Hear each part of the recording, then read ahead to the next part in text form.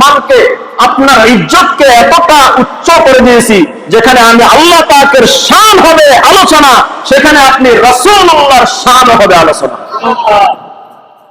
তাহলে সেই সর্বশ্রেষ্ঠ, সে মহান রাসূল, যিনি রাসূলদের সর্দার, সে রাসূলকে যদি সাহাবী জিজ্ঞেস করলেন যে আপনি আপনার আমল দ্বারাও কি তাহলে পার হইতে পারবেন না, আপনার আমল আপনাকে মুক্তি দিতে পারবে না, তিনি বললেন না, আমার আমলও আমাকে মুক্তি দিতে পারবে না যদি আল্লাহ তার রহমত দিয়ে আমাকে আবৃত্ত না করেন। এবার আমরা যে অবস্থায় আছি, আমাদের ঈমান এবং আমাদের আমল যে স্তরে আছে, এবার বলেন আমরা কি আমাদের ইবাদত দিয়ে জান্নাতে যেতে পারবো? আল্লাহ বলে দিলেন আমার রহমত যত বেশি যে পাবে সে আমার তত প্রিয় বান্দা হবে, সে আমার তত কি হবে? প্রিয় বান্দা হবে। আজকে আমি মুতাআলা করে দেখলাম, হাদিসে কুদসিতে বলেন ইন্নাল্লাহা তাআলা লাম্মা খালাকাল খালকা ফাকাতাবা বিয়াদিহি আলা নাফসিহি ইন্না রাহমাতি তাগলিবু গাদাবি। এই যে একটু আগে যে হাদিসটা বলছি, এই হাদিসটার সেম হাদিসে কুদসিত আছে। আল্লাহ পাক বলেন আমি আমার জন্য অবশ্যই কর্তব্য বলিয়া লিপিবদ্ধ করিলাম, নিশ্চয়ই আমার করুণা আমার ক্রোধের উপর, আমার রাগের উপর প্রভাব বিস্তার করে। সুবহানাল্লাহ বলবেন না? একজন বান্দা যত গুনাহ করে আল্লাহ বলে আমি তার উপর রাগ করি না, আমি তাকে সাথ দেই, আমি দেখি, অপেক্ষা করি এই বান্দা অনুতপ্ত হয় কিনা, অনুশোচনা করে কিনা, তওবা করে কিনা, ক্ষমা চায় কিনা। আল্লাহ অপেক্ষা করতে থাকে, বান্দা তুই গুনাহ করছিস তো করছিস, দেখি আমি অপেক্ষা করি। ফেরেশতাদেরকে নিষেধ করে দিয়েছে, ফেরেশতারা যখন আমার কোন বান্দা কোন নেক আমলের নিয়ত করে, নেক আমলের নিয়ত করার সাথে সাথে একটা সওয়াব লিখে দেয়। সুবহানাল্লাহ বলবেন না? নিয়ত করছে, নেক আমল এখনো করে নাই, নিয়ত করার সাথে সাথে একটা সওয়াব লিখে ফেলে। যখন বান্দা এই নেক আমলটা করেই ফেলে ফাইনালি, আল্লাহ বলে এটাকে 10 থেকে, তার নিয়তের উপর নির্ভর করে 10 থেকে 700 গুণ পর্যন্ত আমি আল্লাহ বৃদ্ধি করে দিই। সামনে আসতেছে আগামী বয়ান, আগামী জুমা অথবা পরের জুমা, বুখারীর সেই প্রথম হাদিস ইন্নামাল আমালু বিন্নিয়াত, শুধু একটা হাদিসের উপর বয়ান চলবে ইনশাআল্লাহ। তখন বুঝবেন নিয়তের গুরুত্ব কত। ওই যে 10 থেকে 700 পর্যন্ত কিভাবে বাড়ে আর কমে। আমি মনে করেন এখন বললাম আলিফ, কয় নেকি হলো? বলেন কয় নেকি হলো? এই 10টা নেকি আমার নিয়তের কারণে হয় 10 থাকবে, না হয় 20 হবে, না হয় 700 হবে।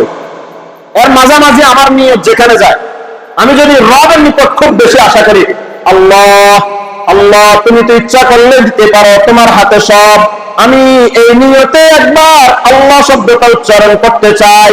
একবার আল্লাহ শব্দ উচ্চারণ করলে তোমার বান্দাদেরকে তুমি যত বড় নিয়ামত দিয়েছো, আমি আশা করি সব চাইতে বড় নিয়ামত তুমি আমাকেও দান করবা।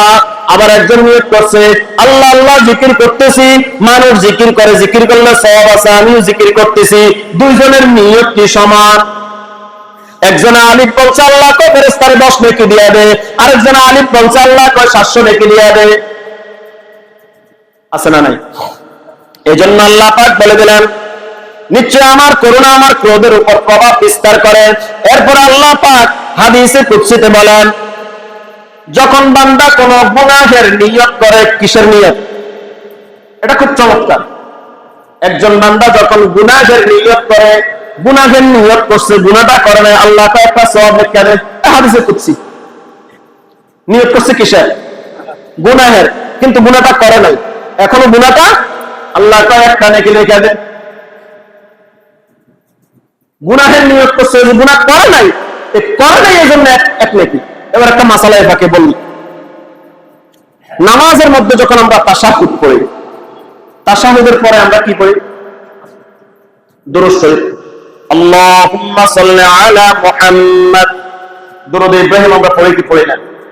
2 রাকাত 4 রাকাত বিশিষ্ট নামাজ অথবা 3 রাকাত বিশিষ্ট নামাজে আমরা শুধু তাশাহুদ পড়ি, দুরূদ ইব্রাহিমকে আমরা পড়ব তখন। এবার মাসালা হলো, কেউ যদি বলে দুরূদ ইব্রাহিমের 3টা শব্দ উচ্চারণ করে, যতটুকু আমি এখন উচ্চারণ করতেছি, আল্লাহুম্মা সাল্লি আলা মুহাম্মাদ, কয় শব্দ উচ্চারণ হয়েছে? এই 3টা শব্দ যদি উচ্চারণ হয়ে যায়, তাকে সিজদা করতে হবে, না হয় নামাজ হবে না। ইমাম আযম আবু হানিফা রাহিমাহুল্লাহ এর মাসালা, যদি কেউ 2 রাকাত 4 রাকাত বিশিষ্ট নামাজ অথবা 3 রাকাত বিশিষ্ট নামাজের মধ্যে 2 রাকাত পড়ে যে তাশাহুদ পড়ার কথা ছিল দরমিয়ানি বৈঠক, এই বৈঠকের মধ্যে যে 2 রাকাতের মধ্যে বসে বসে তাশাহুদ পড়ার কথা ছিল, সে যদি আল্লাহুম্মা সাল্লি আলা মুহাম্মদ দুরূদ শরীফের 3টা বাক্য বলে ফেলে, তাহলে নামাজ শেষে তাকে সও সিজদা দিতে হবে। আপনি তো ভালো কাজ করছেন, দুরূদ শরীফ পড়ছেন, সও সিজদা কেন দিবেন? প্রশ্ন আছে না? দুরূদ শরীফ ভালো না? ইমাম আযম আবু হানিফাকে প্রশ্ন করা হলো, ও ইমাম আযম নুমান ইবনে সাবিত, আপনি এটা কি মাসআলা দিলেন?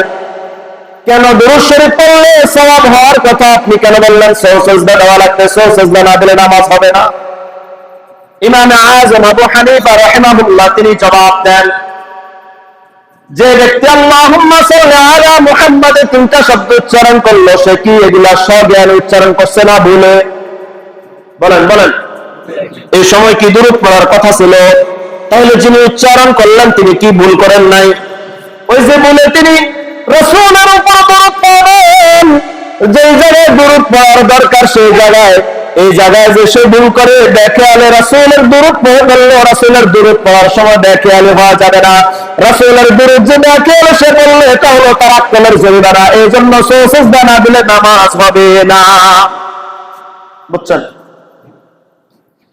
হাদিসে কুদসিতে আল্লাহ পাক বলেন, বান্দা যখন কোনো গুনাহের নিয়ত করে কিন্তু গুনাহ এখনো করে নাই, গুনাহের নিয়ত করছে ঠিকই গুনাহ করে নাই, এই যে গুনাহ নিয়ত করার পরও গুনাহ করে নাই, এজন্য আল্লাহ ফেরেশতাদেরকে বলে একটা নেক আমল লেখা দে। ওই যে একটা জিহাদ হয়ে গেছে মাঝখানে, নিয়ত করছে গুনাহ করার কিন্তু গুনাহটা এগুলো করে নাই, ফাইনালি যখন সে গুনাহটা করে ফেলে আল্লাহ বলে, ও ফেরেশতা একটা গুনাহ তার নামে লেখ। কয়টা গুনাহ? এরপর আল্লাহ বলে, অন্য হাদিসের মধ্যে আল্লাহ বলে, ও ফেরেশতা গুনাহ তো করে ফেলছে, একটু অপেক্ষা কর, এখন লেখিস না। এক হাদিসে আসছে একটা গুনাহের বিনিময়ে একটা গুনাহ লেখার জন্য ফেরেশতাদেরকে আদেশ করা হয়। অন্য হাদিসে দেখলাম আল্লাহর হাবিব হাদিসে কুদসিতে আল্লাহ পাক বলে দিলেন, ফেরেশতা একটু অপেক্ষা কর, গুনাহ করছে অপেক্ষা কর। ফেরেশতারা বলে, বারে এলাই গুনাহ তো করে আলাইস, অপেক্ষা কর। গুনাহ করছে কি হয়েছে? আরো আছে সামনে, কি আছে?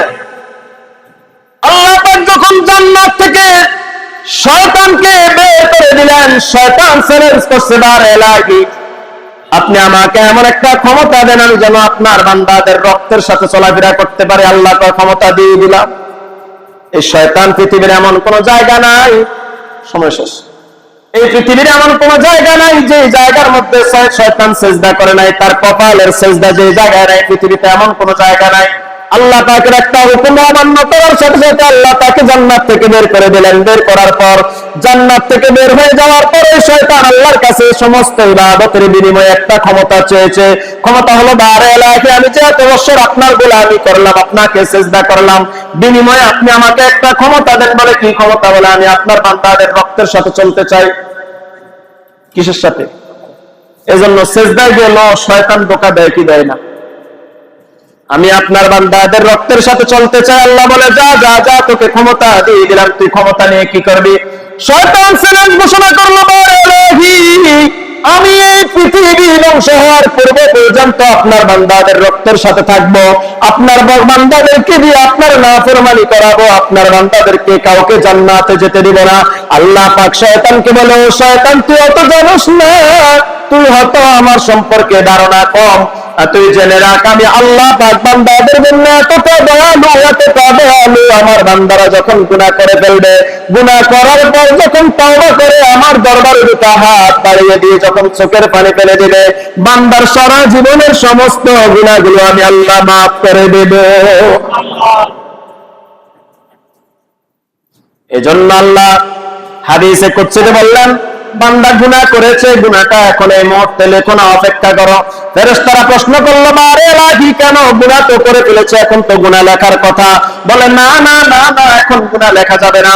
ফেরেশতা প্রশ্ন করে, বারে এলাহি একটু আপনার এই বান্দা যখন সওয়াবের কাজ করেছে, নেক আমল করেছে, সাথে সাথে আপনি বললেন নেক আমলটা লিখে ফেলো, 10 থেকে 700 পর্যন্ত বাড়াইয়া নিয়তের উপর নির্ভর করে। এই বান্দা গুনাহ করছে, আপনি কেন বাধা দেন?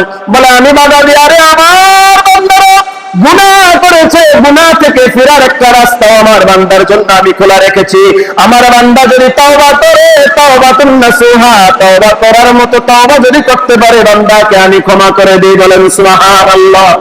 আমার বান্দাদেরকে আমি রহমতের 100 ভাগের 1 ভাগকে 18,000 ভাগ করে আমার 1 ভাগ বান্দাকে বরাদ্দ দিলাম, 99 ভাগ বরাদ্দ আমি আল্লাহর জন্য রেখে দিলাম। আমার রহমতের পাওয়ারই হলো এটা। বলি সুবহানাল্লাহ। তাহলে আল্লাহ পাকের দয়া এবং রহমত থেকে কি আমরা বঞ্চিত হব? অন্য হাদিসে রাসূল আরবি বলেন, যদি কোনো বান্দা আল্লাহর নিকট দোয়া না করে, আল্লাহ তার উপর রাগ করে। বান্দা তার রবের নিকট দোয়া না করলে রব তার বান্দার উপর কি করে? রাগ করে, গুসা করে। এজন্য বান্দার উচিত হলো বেশি বেশি দোয়া করা। কি করা? এখন তো দোয়ার মধ্যে বেদাত। দোয়া আপনি যখন যেভাবে পারবেন দোয়া করবেন। ফরজ ইবাদতের পর দোয়া কবুল হয় বেশি। ফরজ ইবাদতের পর দোয়া কি হয় বেশি?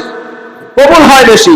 এজন্য যখনই দোয়া করতে বসবেন, চোখের পানি ফেলে দিবেন, একাগ্র চিত্তে রবের নিকট যা চাওয়ার সব চেয়ে নেবেন। আল্লাহ পাক আমাদেরকে তৌফিক দান করুক। সবাই বলে আমিন। ওয়া আখিরু দাওয়ানা আলহামদুলিল্লাহি রাব্বিল আলামিন।